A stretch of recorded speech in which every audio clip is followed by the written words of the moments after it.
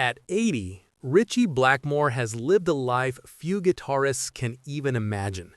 From his groundbreaking work with Deep Purple to the mystical melodies of Rainbow, Blackmore has always followed his own path, fiercely independent, uncompromising, and unapologetically passionate about music. But alongside his admiration for certain artists, there was also a side of Ritchie rarely spoken about: the musicians and bands he simply could not stand.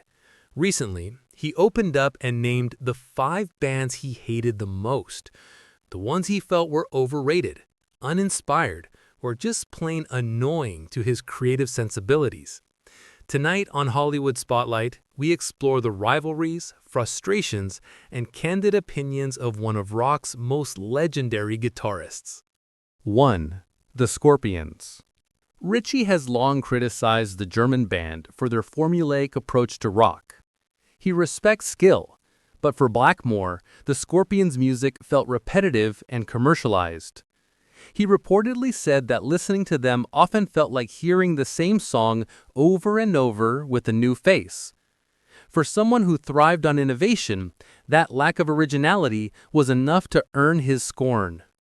2. Poison. Ritchie never minced words when it came to 1980s glam metal. Bands like Poison represented everything he disliked about mainstream rock: flashy image over substance, shallow lyrics, and an over-reliance on gimmicks. To Blackmore, their music lacked depth and sincerity, elements he considered essential to rock and metal. 3. Whitesnake. Despite sharing the hard rock and metal scene, Blackmore had a personal issue with Whitesnake's approach to music. He felt their sound was polished to the point of losing authenticity. Where Blackmore valued raw energy and musical experimentation, Whitesnake seemed too commercially safe, and that rubbed him the wrong way. 4. Bon Jovi.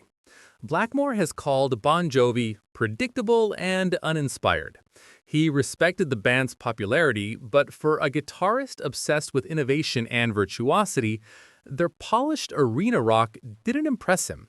It was success without challenge, and that, in Ritchie's eyes, made them easy to dislike. 5. Journey. Finally, Blackmore criticized Journey for a similar reason. Though many fans loved their soaring anthems, Ritchie found their music formulaic, safe, and lacking the creative edge that defined truly great rock bands. He often contrasted them with bands like Deep Purple, where experimentation and unpredictability were everything. At 80, Ritchie Blackmore's honesty is as sharp as his guitar solos. He made it clear that his dislike wasn't born out of envy or personal grudges. It was about artistic integrity, originality, and respect for the craft of rock music. These 5 bands, in his view, failed to meet the standards he set for the genre he helped define. And in that, we see not just a list of dislikes, but the uncompromising spirit of a guitarist who always played and judged by his own rules. This is Hollywood Spotlight, bringing you the stories behind the legends and the candid truths they rarely share. Please don't forget to subscribe and hit the bell icon.